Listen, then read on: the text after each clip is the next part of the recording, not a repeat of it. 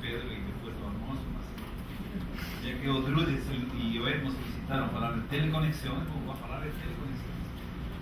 Então, a ideia de teleconexão talvez possa ser explicada com um pouco com o trabalho e a experiência de Sir Gilbert Walker, que foi contratado, meteorologista inglês, que foi contratado para fazer a previsão do monzão da Índia. Naquela época a Índia era a colônia britânica.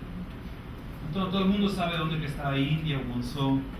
E o engraçado foi, naquela época, ele começou a usar observações de todo o mundo para poder tentar explicar o monzão da Índia. Ele observou e utilizou dados de pressão atmosférica entre muitos outros lugares de São Francisco, na costa oeste dos Estados Unidos, e Valparaíso, em Chile. Então alguém pode perguntar o que tem que ver Valparaíso, em Chile, ou São Francisco, com o monzão que está no outro lado do mundo. Então naquele momento não existiam supercomputadores nem nada parecido, mas a ideia dele era o que passou a ser teleconexão. Ou seja, a definição de teleconexão é, em certa forma, uma associação remota. O que acontece em um lugar do planeta geralmente pode ter uma causa que está no outro lado do planeta. Ou seja, é globalização, basicamente. Então, em várias escalas de tempo. Pedro já falou da escala intraestacional, mas também isso acontece em várias escalas. Então, e tentando explicar um pouco o que é teleconexão. Ou seja, em certa forma, a teleconexão seria uma interação entre oceano e atmosfera. Entendeu? Primeiro. E também, em certa forma, para que exista uma teleconexão, tem que existir uma forçante. Nesse caso, essa forçante está associada geralmente à variabilidade natural do clima. Neste caso, a temperatura da superfície do mar. Ou seja, energia, basicamente. Aquecimento ou esfriamento. Então, a ideia de Walker, naquela época, era que aquele padrão, associação, estava, em certa forma, associado ao que depois passou a ser conhecido como el Niño Oscilação del Sur, ENOS, ou ENSO. Então, aí o que vocês veem em vermelho diz a temperatura da superfície do mar afeta a geração de gigantescos padrões de onda que se extendem pelo planeta. Ou seja, se nós temos uma forçante, ou seja, um aquecimento, por exemplo, ou um esfriamento, em um oceano, isso se transmite para todo o mundo através de um padrão de ondas. Pedro mencionou, por exemplo, aqueles de água rasa, o shallow water, que em certa forma é um modelo para poder explicar como o aquecimento de um lugar afeta o outro. Então, aí nós temos algumas definições de teleconexão. Por que teleconexões são importantes? Então, por exemplo, esta associação, a primeira definição, a uma associação entre mudanças na escala de tempo, ou seja, tempo, basicamente, tempo e clima, associados a padrões atmosféricos que estão separados em distância. Ou, neste caso, se apresenta como uma correlação positiva ou negativa. Ou seja, se nós temos aquele padrão, essa ideia de teleconexão, muitas vezes isso não é fácil de identificar. Ou seja, no olho você não detecta esse tipo de padrão. Então, para isso que vêm as tantas ferramentas complexas como correlações, que são as mais simples, ou as funções ortogonais empíricas, complexas, rotadas, etc. Todas aquelas técnicas estatísticas que basicamente fornecem informação, mas que a principal seria um simples análise de correlação. Não? E aqui se aplica em várias escalas de tempo, que podem ser escalas de tempo subestacionais, ou nas escalas de tempo mensais, ou nas escalas de tempo de longo prazo. Ou seja, basicamente uma teleconexão e informação que se propaga de um lugar para outro. Alguém poderia perguntar, mas como que o El Niño, o aquecimento das águas superficiais do Oceano Pacífico, produzem secas no Nordeste? Como que essa sinal se propaga? Como que essa sinal cruza os Andes? Muitos pensam, por que durante o El Niño nós temos tendência para chuvas intensas do sul? Ou seja, por quê? Mas sempre vem aquela história do porquê.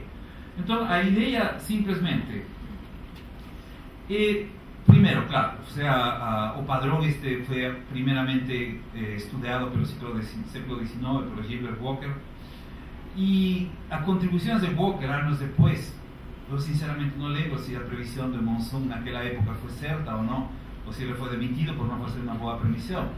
Mas pelo menos a ideia de que para analisar um ponto do planeta, ele começou a procurar sinais em outros pontos distantes de todo o planeta, foi o que basicamente foi a pedra fundamental para estudos de teleconexão. E já depois com modelos, supercomputadores e todo isso, esse tipo de associações ficaram muito mais fáceis. Antes as correlações eram feitas à mão, meu orientador, Stefan Hasselblad, fazia correlações à mão.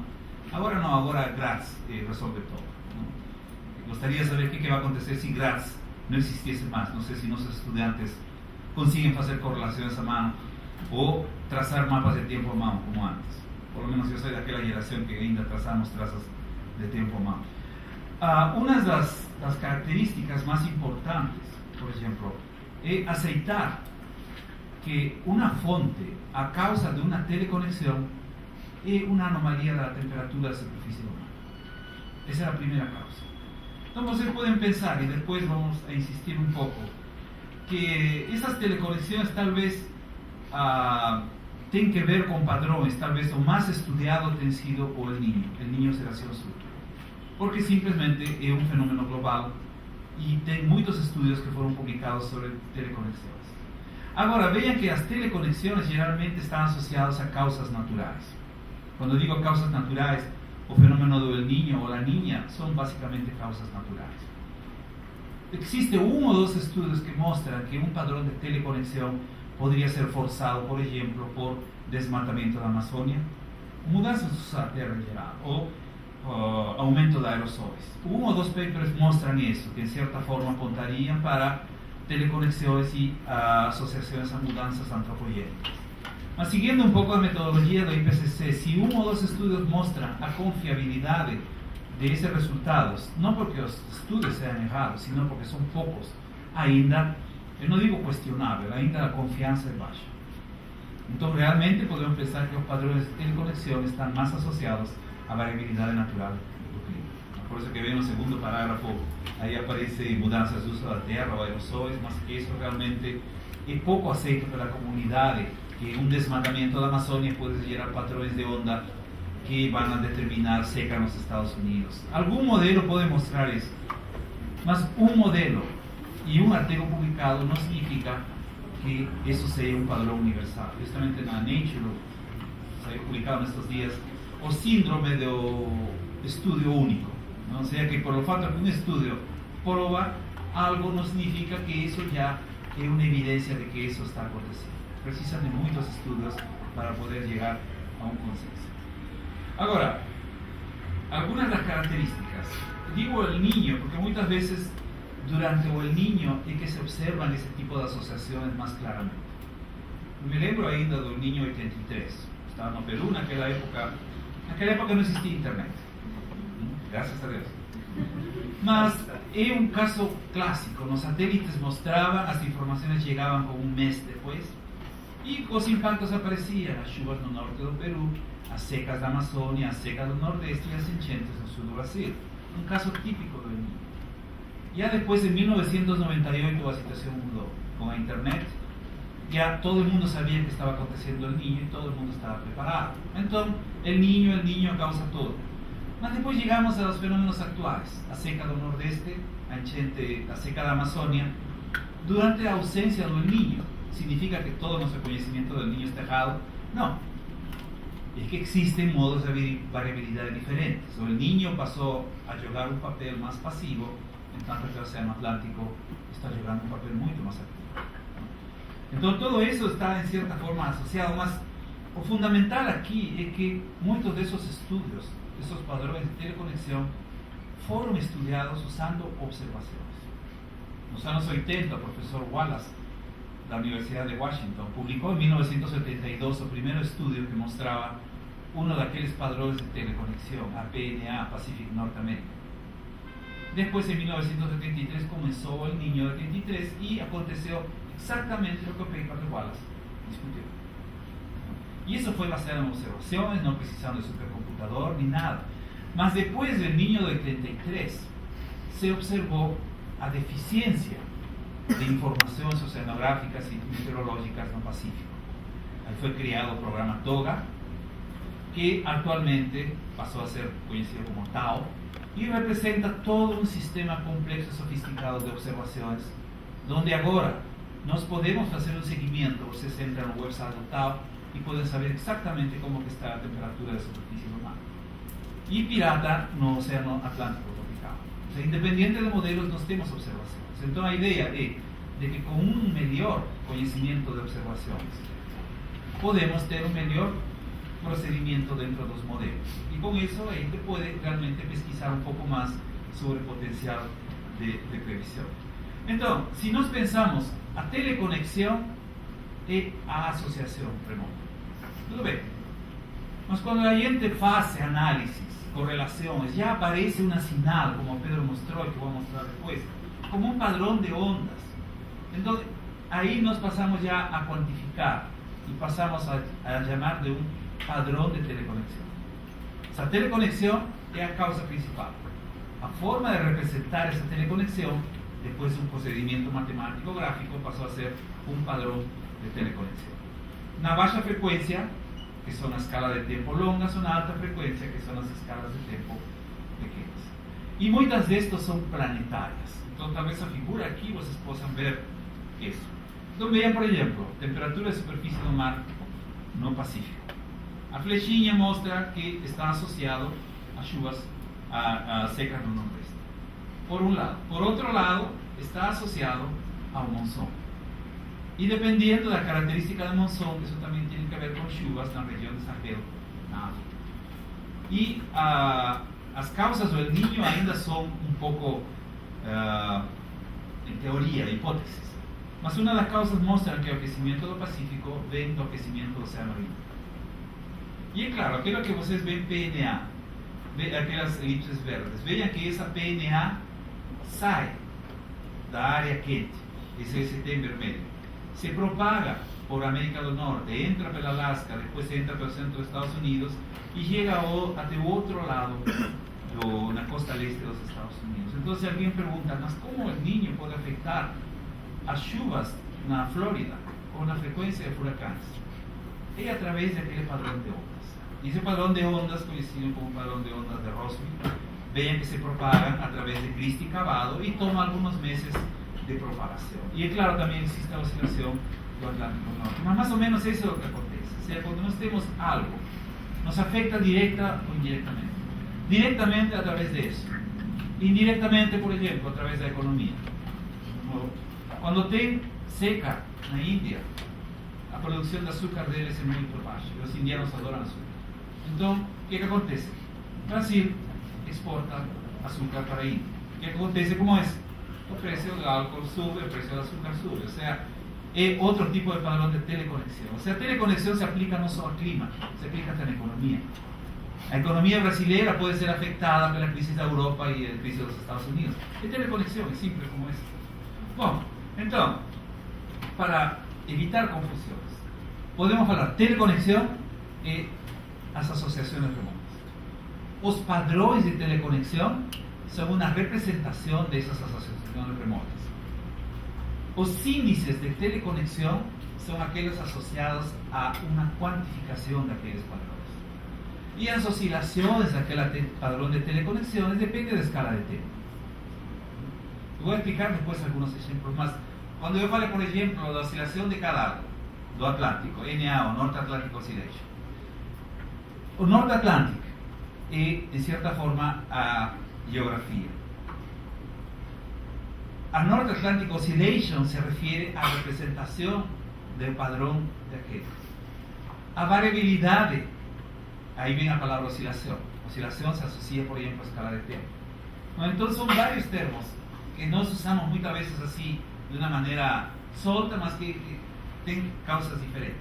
Por ejemplo, los padrones de teleconexión más conocidos, existen muchos otros, más aquellos que en cierta forma llegan a afectar el clima de América Latina, son oscilación del Atlántico Norte, oscilación de Canal Pacífico, El Niño, Southern Oscillation, o Pacific North America, Pacific South America.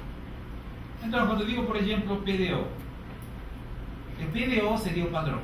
O fato de hablar de Canal ya son escalas de décadas, generalmente 20 o 30 años.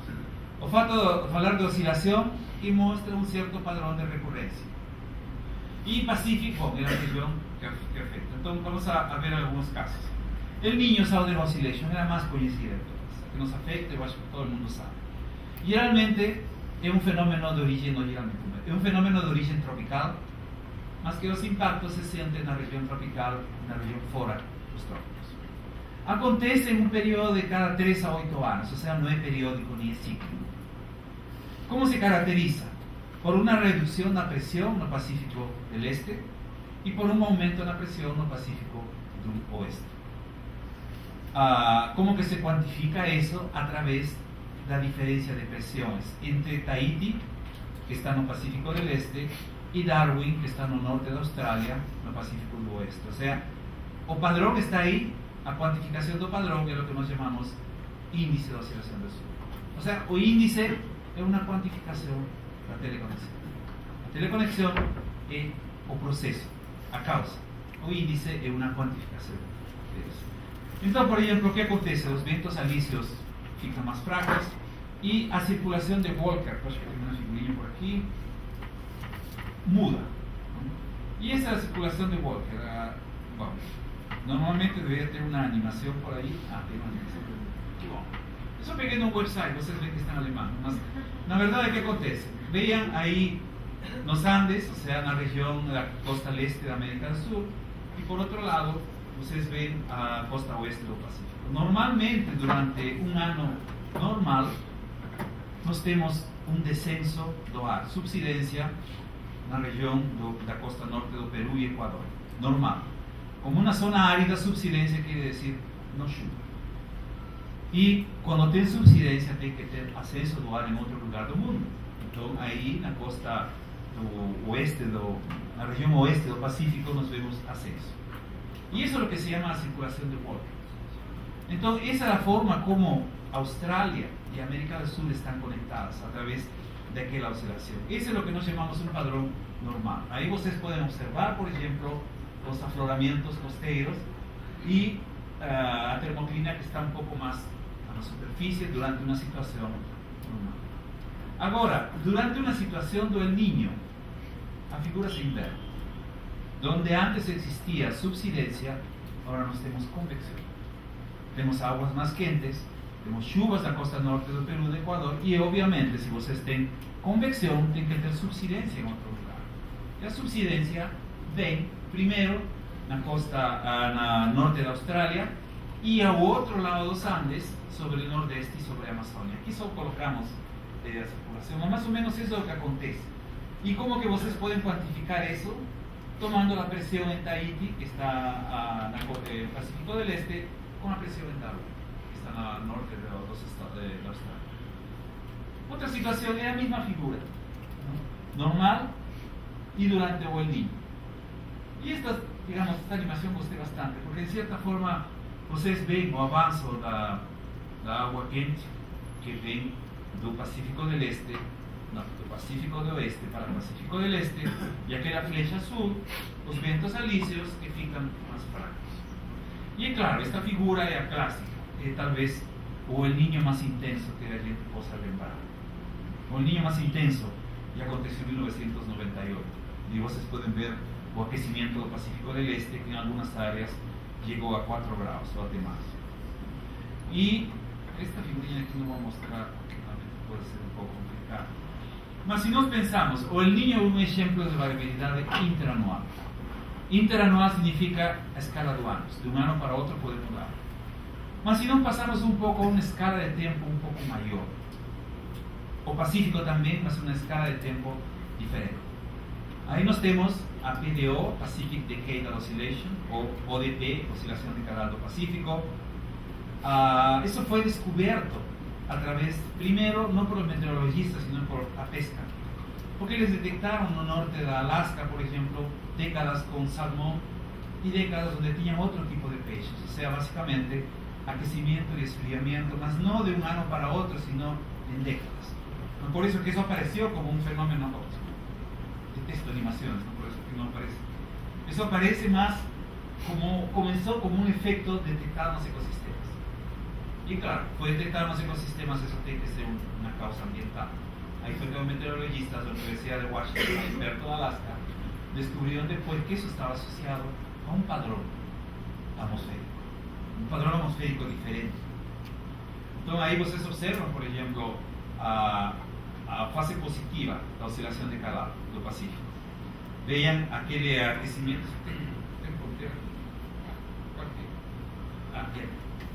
Las aguas quentes por aquí y las aguas frías. No, el Niño es exclusivamente tropical. Más durante la PDO es un padrón que ya conecta todo el Pacífico. Esta es la fase positiva y aquí sería la fase negativa. O sea, más quente por aquí y más frío por aquí.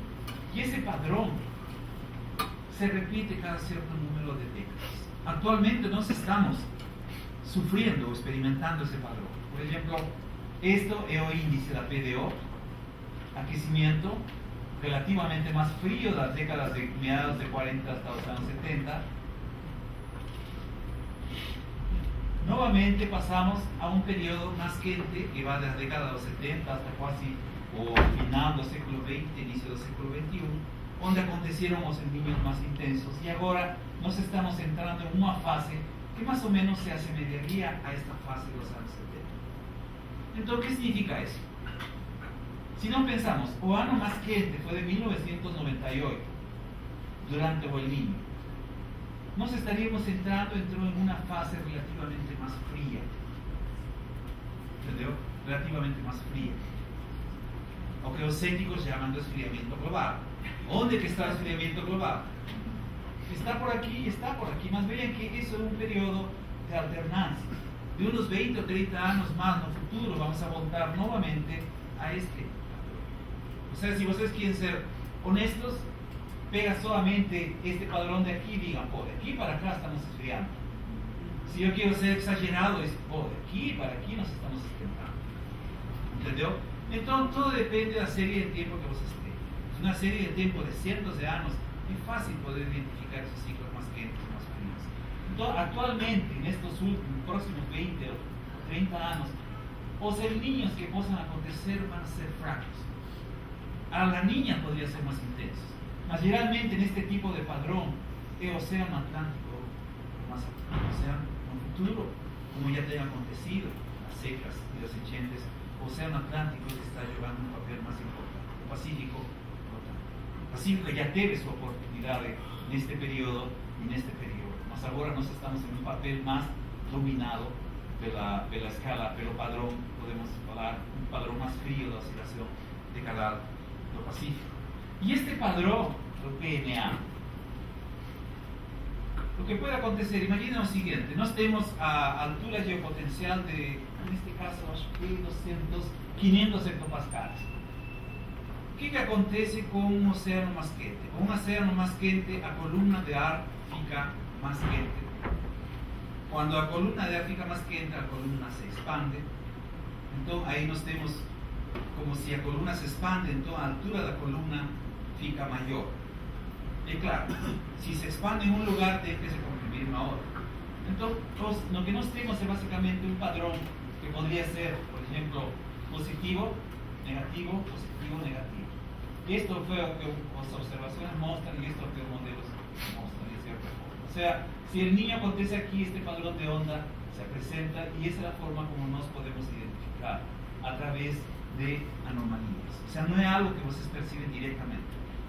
Durante el Niño 98 sí, porque fue tan intenso que ustedes veían, detectaban ese tipo de anomalías. Mas durante otros fenómenos no, tienen que hacer, yo no digo manipular, como muchos critican los meteorologistas de procurar a mejor para darnos a mensaje manipulando datos. Una técnica estadística no es manipulación de datos, simplemente ustedes eliminan el ruido y mantienen señal clara. Y esta es una clara que aparece. Entonces, como que o huracán por aquí y las secas desde los Estados Unidos están asociadas al aquecimiento del Niño y a través de un padrón de teleconexión llamado PNA. Y en el caso de la oscilación Atlántico Norte, aquí no podemos tener, por ejemplo, una fase positiva de la oscilación Atlántico Norte. Ustedes ven en algunas áreas, por ejemplo, aquí tiende a ser más seco, aquí tiende a ser más jugoso, por aquí se invierte la figura. O sea, es todo un padrón bastante intenso en el Atlántico tropical.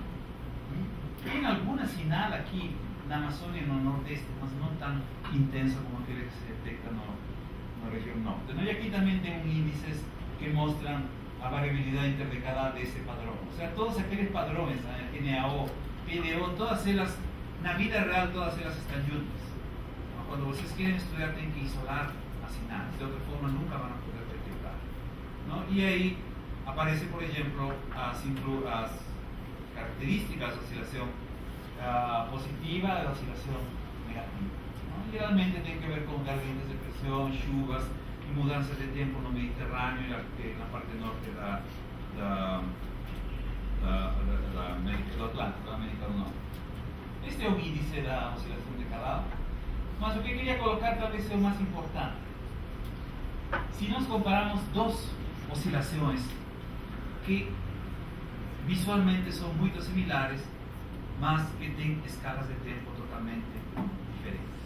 Por ejemplo, aquí el niño interanual, un aquecimiento muy fuerte en esta región, la niña, un esfriamiento muy fuerte en esta región, y vean que tiene en cierta forma un reflexo en otro lado de señal opuesta. Cuando nos tenemos a fase positiva da PDO o a fase negativa da PDO, muchas veces nos adoramos, colocamos esta pregunta en la prueba de los estudiantes de climatología física. ¿Qué representa eso? Algunos dicen, o el niño. No, la verdad no el niño, este o el niño. Esta oscilación decadal lo pacífico. Son muy similares. Ustedes pueden pensar, esto está compuesto por muchos de estos. ¿Entendió? Son escalas de tiempo diferentes, más esto está compuesto de muchos de estos. Y esto está compuesto de muchos de estos. Las figuras son similares, más los periodos son diferentes. Y eso se detecta aquí. La oscilación decadal, vean, periodos con fases positivas, negativas, positivas. La oscilación interanual, sobe y desce cada año. Aquí no es claro, es un filtro que coloca nomás. Aquí la escala es bastante irregular. Sobe y desce, y estamos actualmente, esto llegó a 2000, estamos por aquí más. Actualmente podemos tener más por los lados. O sea, este está asociado a este está incluido aquí. ¿No? Entonces, ya que Pedro habló de intrasazonal, podemos pensar en varias cosas.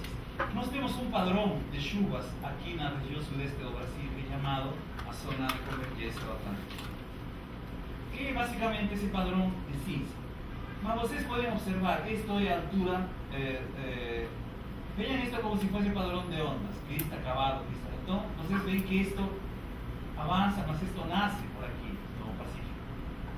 Y esto es cuando, no día cero, que a zona de convergencia Atlántico Sur se forma. Entonces ustedes ven este padrón de triste cavado, que básicamente se propaga desde el Pacífico Oeste. ¿Lo que significa?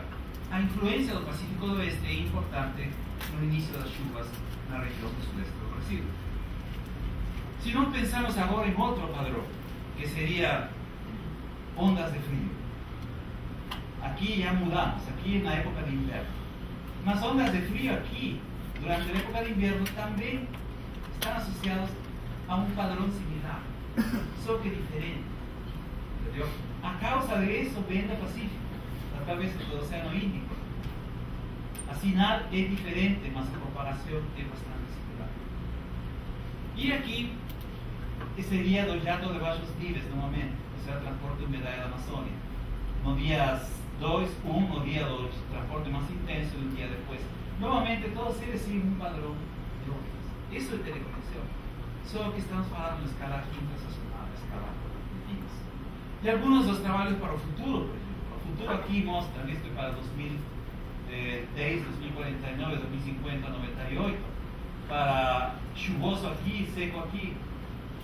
Vean que también existe ese padrón de propagación de ondas en el futuro. Solo que las diferencias entre modelos son muy grandes. Lo que Pedro falaba de que los modelos no captan bien la circulación, no captan bien estos padrones, más el padrón está ahí. O sea, en el futuro ese padrón va a continuar, que tal vez no sería o valor característico acabado, o sea, amplitud. Entonces, para no poder estudiar todo eso, precisamos de modelos bien detallados. ¿No? Vean como, por ejemplo, la evolución de los modelos en 1994 y ahora ya nos tenemos los modelos do IPCC que incluyen vegetación, fuego, agricultura, mudanzas de uso de la tierra, hidrología de alta resolución, aerosoles, carbono, ventilación dinámica, concentración de hielo en los océanos, que antes ni se pensaba que podría existir. Más para eso también precisan de algo extremadamente importante, que son las observaciones. ¿No? Aquí nos vemos a red de Tao Tritón, que antes era llamado de Toga, y vean toda esa cobertura no Océano Pacífico, a las boyas do proyecto pirata, a posible extracción de pirata para o Atlántico Sur, no sé, ¿vale? No puse a hablar de eso, nomás a idea ya de tener este tipo de observaciones, y estas observaciones que eventualmente van a alimentar los modelos, con el desenvolvimiento de modelos nos van a ayudar a poder entender mejor ese mecanismo de teleconexiones. Porque como falei, o que é importante, o que acontece en un lugar del mundo va a tener consecuencias en otro lugar. O Pedro falou, por ejemplo, los volcanes producen un esfriamiento en algunos años. Más termina el efecto de las cinzas, 2-3 años, y después continúa a tendencia de crecimiento. O sea, como hablamos al inicio, ¿no?